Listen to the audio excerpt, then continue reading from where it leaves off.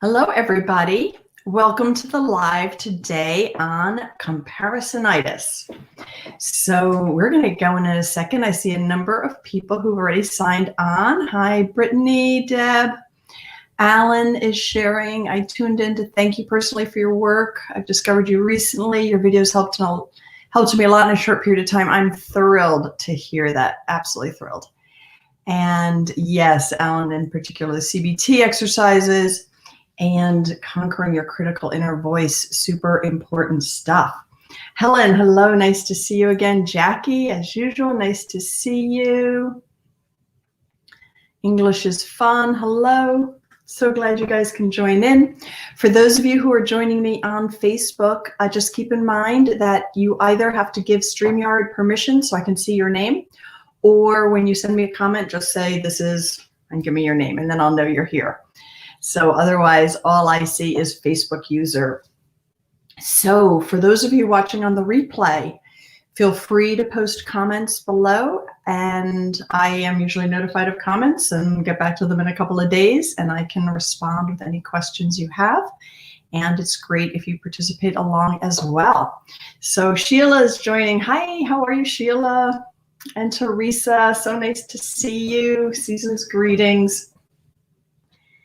So today, this topic of comparisonitis, now it's obviously a relatively new word.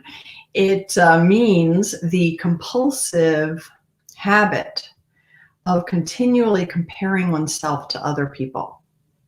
And sometimes it could also be seen as comparing yourself to where you think you should be in society, which is also tied to other people. But sometimes it can also be comparing yourself to where you feel you should be, or even comparing yourself to where you used to be in a critical way. So that's kind of the definition of comparisonitis.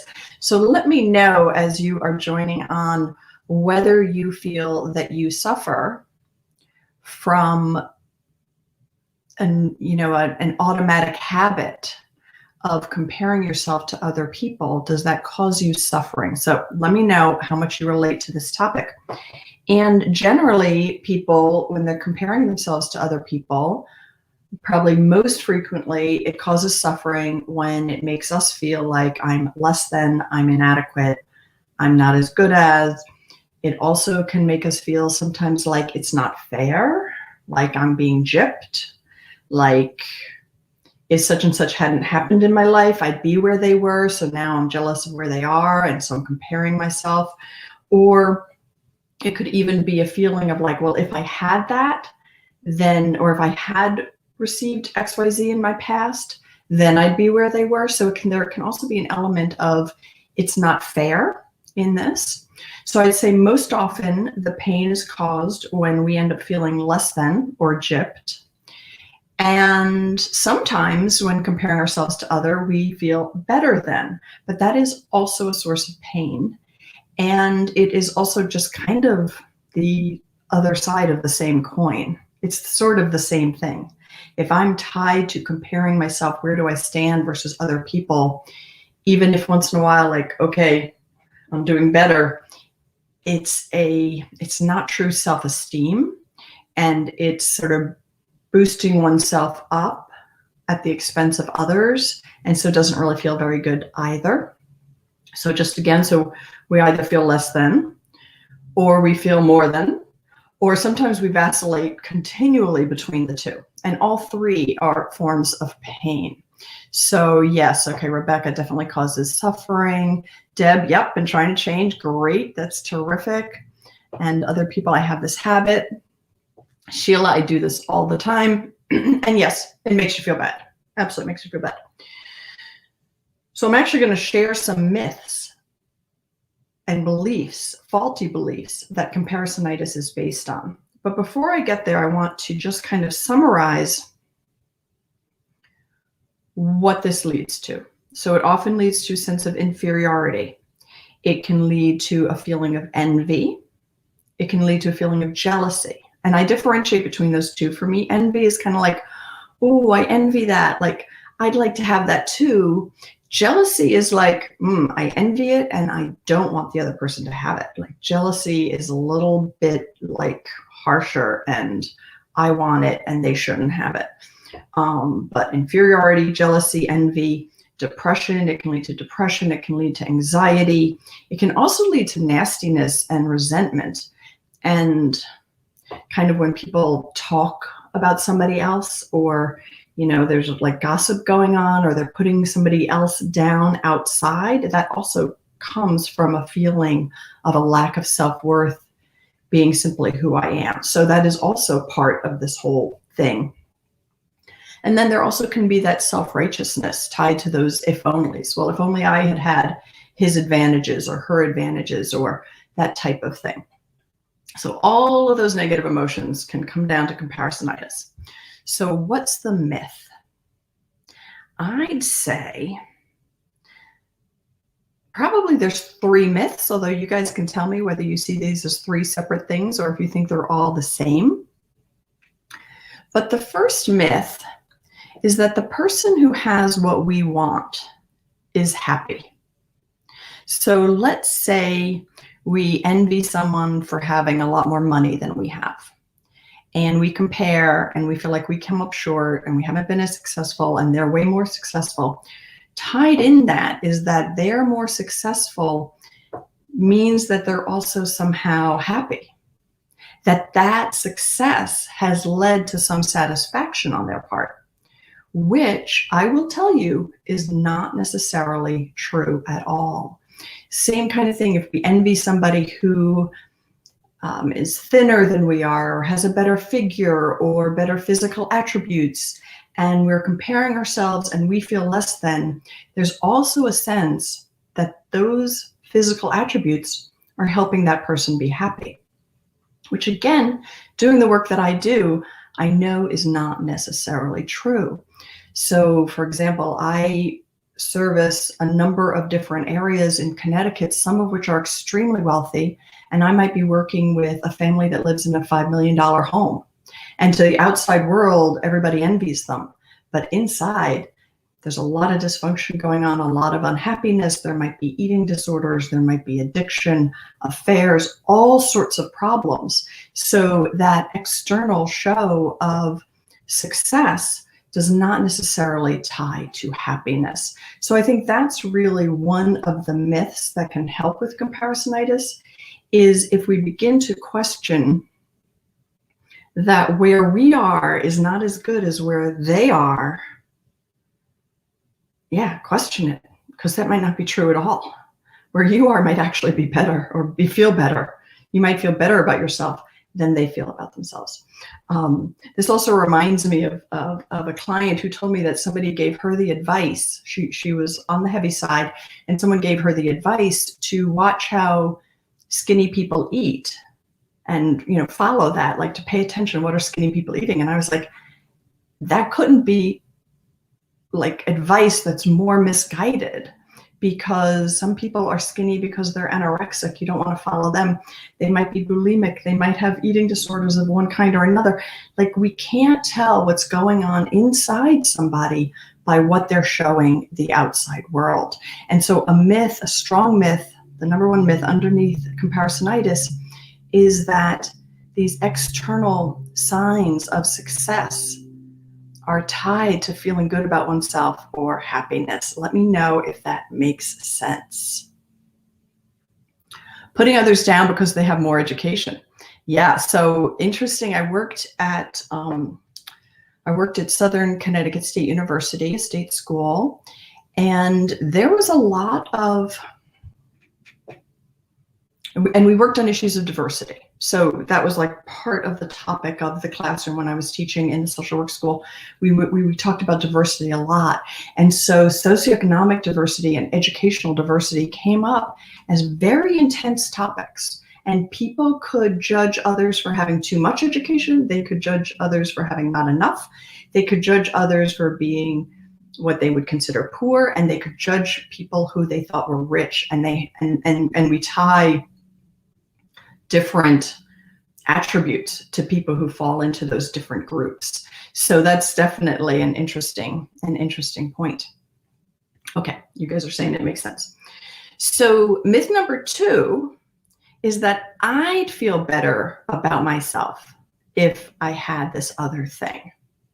So I'll feel better about myself if on that education point I get this graduate degree.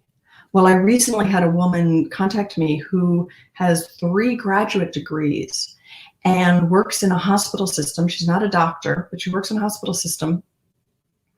And she is continually feeling like she is less than and not smart enough with all the doctors that are there. And she has 3 graduate degrees, and she probably is way smarter than most people, right? But those graduate degrees did not make her feel smarter. So how we feel about ourselves, this is an inside job, right? And comparisonitis is tricking us into thinking that it's an outside job. So if I get that graduate degree, if I get a certain amount of money in the bank, if I lose a certain amount of weight, if I could be like this person in that way, or, oh, look at what those people have achieved, right? So myth number 2 is that if I had those things, I'd be happy and I'd feel good about myself. And that's a myth. So again, let me know this is making sense. And then myth number 3 is kind of that there's some universal ranking system, right? Like, I worked on Wall Street. My first career was on Wall Street, and people made a lot of money. There were people there who made a lot of money. And yet, the amount that they stressed about their money and the insecurity they felt around their achievements and about financial insecurity was enormous. Like, it didn't have any correlation to what was actually happening, right? So there's also like no universal ranking system. Like, I know that for wealth anyway, right? We have like Forbes and different magazines who are like, okay, these are the 10 most wealthy people in the world. Okay, good, whatever. But for most of us, it's like there's always somebody who's doing better in an area than we are, and always somebody who's doing worse. Always somebody who's richer, always somebody who's poorer, always somebody who's more successful, always somebody who's less successful. We're so unique and it's so multidimensional that comparisonitis ends up like making it flat. I guess I also have a question for you guys. When you find yourself falling into comparisonitis, does it tend to be in the same area, i.e. success in life, or whether somebody has a partner or not, or does it tend to be in a particular area, or does it tend to be kind of with everything and anything? So I'd be interested to know what you think of that.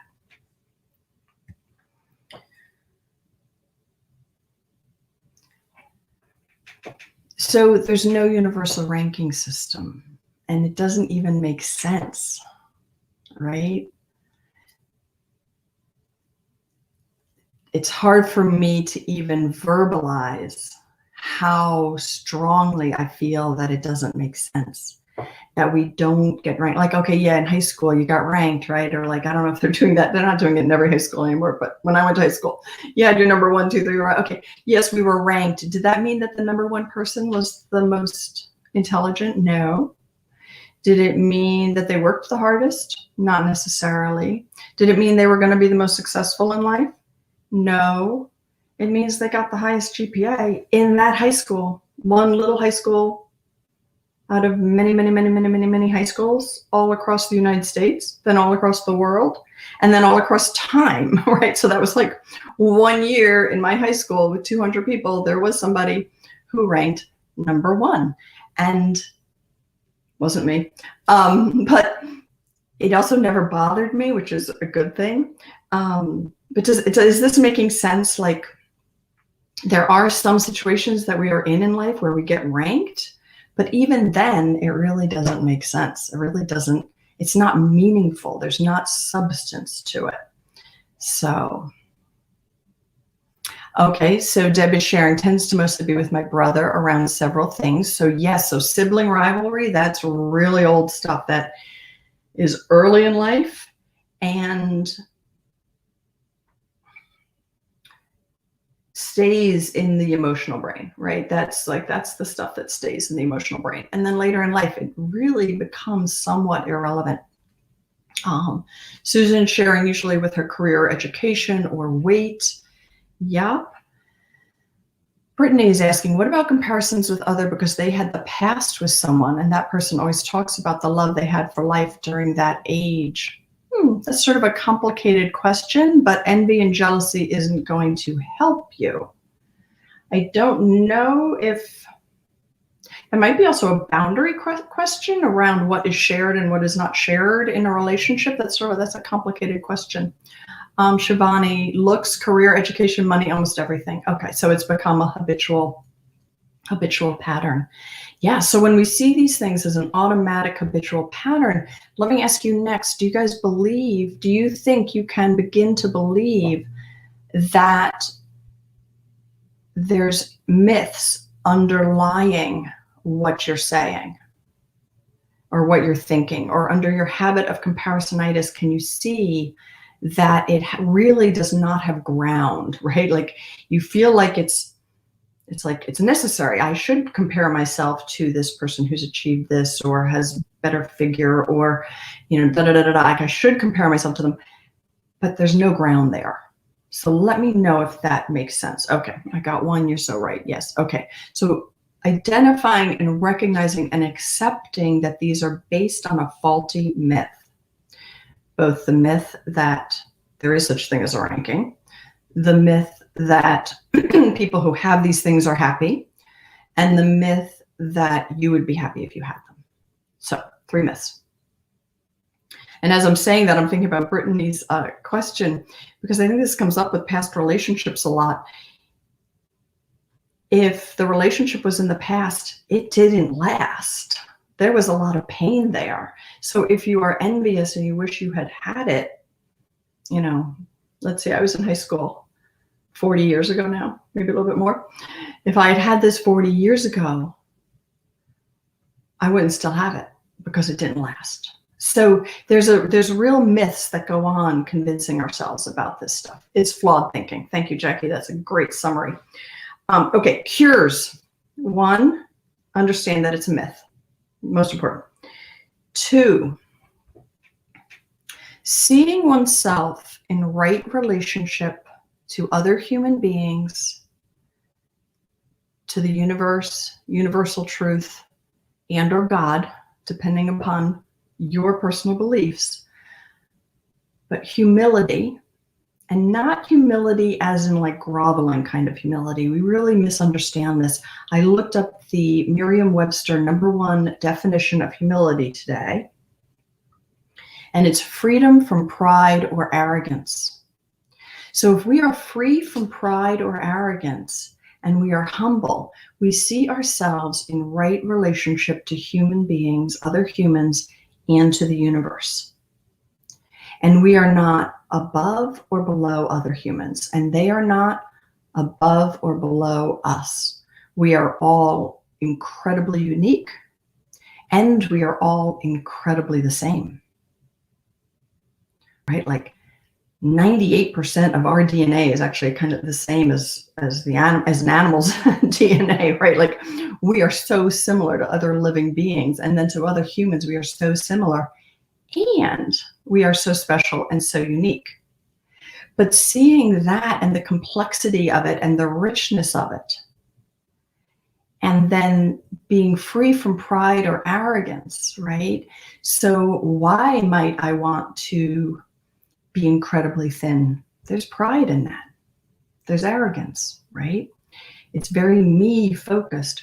Why might I want to have like the best graduate degree or the biggest house or the most this or the best looking guy? Or pride, arrogance, very me focused. And that's hard to connect for a lot of people who end up seeing themselves as inferior. They don't tend to think of themselves as overly me focused, but the whole dialogue is really me focused. I don't have this. I should have this. I'm not doing well enough. Right? So really kind of opening the heart, opening your heart to yourself and to other people. Seeing ourselves with humility in right relationship to other humans and to the universe or God. So hopefully that makes sense. Okay. Number 3 is what I call authentic confidence. Now, most people want to boost their self-esteem. Most people want to boost their self-confidence. People mistakenly think that self-confidence and self-esteem is feeling better than other people. It is not. True self-confidence, true self-esteem is I'm okay as I am. I'm not the greatest in the world. Like, what pressure would that be? But I'm also not the worst. I'm okay as I am. I'm unique. I'm valuable. I have a particular contribution to give this planet, and that's all I have to worry about. So really developing authentic confidence. Let me know if you relate to that word. Sita is asking for a summary. Sita, you can watch the replay. So as soon as we're finished on YouTube, you'll be able to watch a replay. Sheila is sharing, yes, when you really look at it, it seems flimsy. But in everyday life, the habits are so strong with this type of thinking. Yes, absolutely. So I think many of you know that I really recommend mindfulness meditation as a way to strengthen that observer. And that observer becomes aware of our habits. And the more aware we are of them, the more we can begin to shift them. So that's why this stuff takes work. There's no like super quick answer here. But recognizing the faulty beliefs underneath comparisonitis, viewing yourself in humility, but honoring yourself with humility, right relationship to others and the world, and then developing authentic confidence in yourself. So yeah, Shivani is sharing, I'm a doctor, I still have that inferiority complex. Yes, if we have an inferiority complex, it doesn't matter how many degrees we get, how many awards, none of that will impact it. It's all an inside job.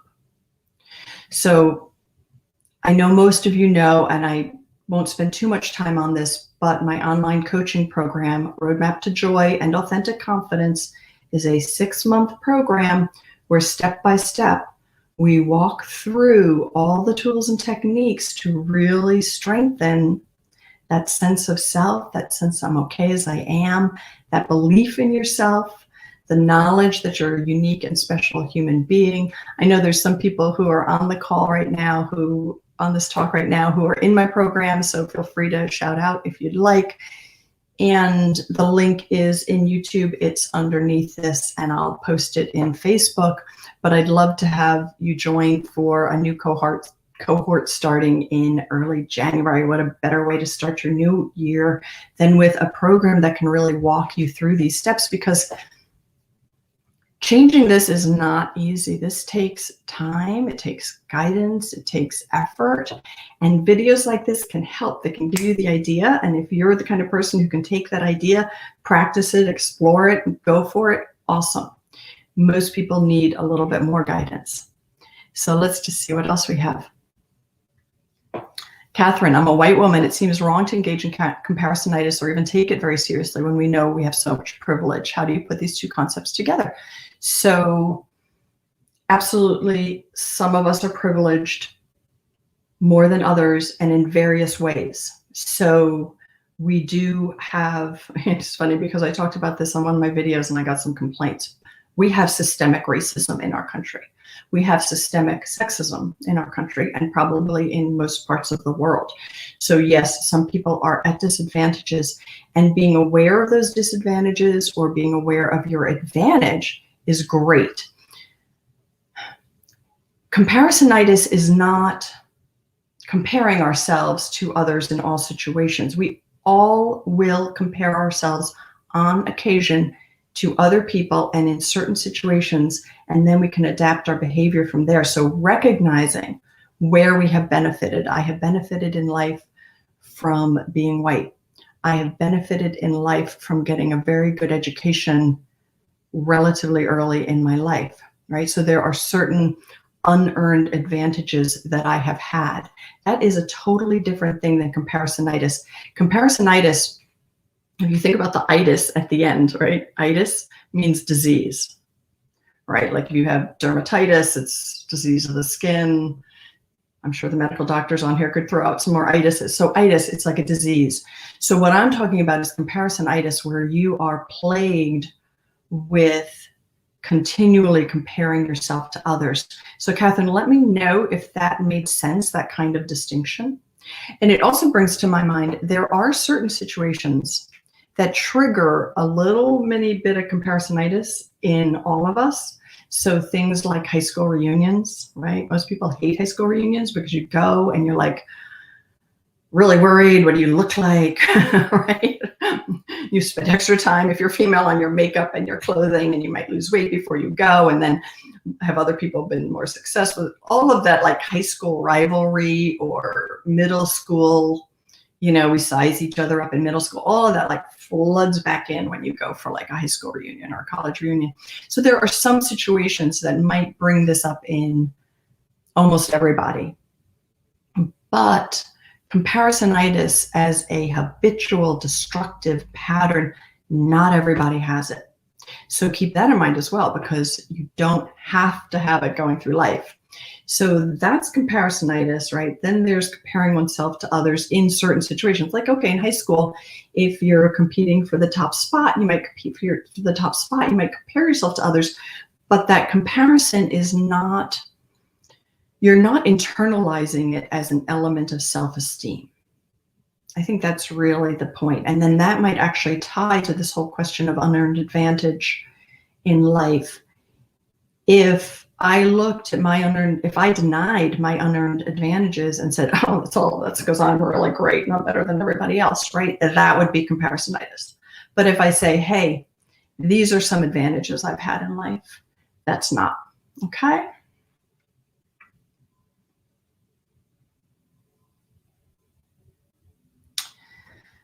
So how to deal with a toxic environment where there's constant competition and comparison to each other. So that would be boundaries. And the more confident we feel in ourselves, the less the environment matters. So if you have a family that does that all the time, initially, as you're developing more authentic confidence and you're moving out of comparisonitis, you might have to minimize contact. If you're in a work environment, you might have to figure out, how do you boundary yourself from it, right? There are toxic environments all over the place, and we cannot rely on an environment to change for us to feel better. So that's where boundaries, and self-esteem, authentic confidence come in, that I can be in that environment and not let it invade me, which is not easy. I am not in any way saying any of this is easy, but it is possible. Diane, being grateful, having humility, different than comparing. Yes, absolutely. And I had a rough time in high school, zero interest in reunions. Yeah, and honestly, even people who had a great time in high school, very often they don't have an interest in reunions either. So let's see. Practice and work are vital. Guidance is highly recommended from Mystic Muma Rambles. Love your name. Yes, absolutely. Brittany, interested in the program. Terrific, terrific. Jess has a link she's posting. And then I also do have a free webinar. It's called Rewiring Your Brain for Joy and Confidence. I'm losing my voice here. And the link to that is also underneath the notes to the YouTube video, and I'll put it in the Facebook group. And that webinar is 1 hour and 15 minutes, and it really talks about the time and practice and effort and different concepts to bring in to really rewire your brain away from things like comparisonitis and towards more joy and confidence. And then that webinar also gives a bit more of a description of the program if you need it. And we're in the process of trying to get the webinars set up in a way where it will be accessible frequently. Right now, it's not being offered again until January, but there's a link for that too. So great. I'm so glad you guys all joined me today. This was really wonderful. I really do welcome. I'd love to know if there's anything that you learned on the talk today, or any thought that has come to you that you think might be helpful for other people. But if there's anything that you took from today's talk that you think you can take with you to begin working to change and move away from this need to continually compare, please let me know. Post them and I will read some of them out loud as I see them. And yeah, so I'm interested if you think any of these techniques will help. Any other questions? And I really appreciate your time. Oh, I know what I wanted to say. So I put together a series. This is the first of the series. I probably should have said this at the very beginning for people. But I talked about 3 things to let go of once you move into the new year. So 1 is comparisonitis, 2 is perfectionism, and 3 is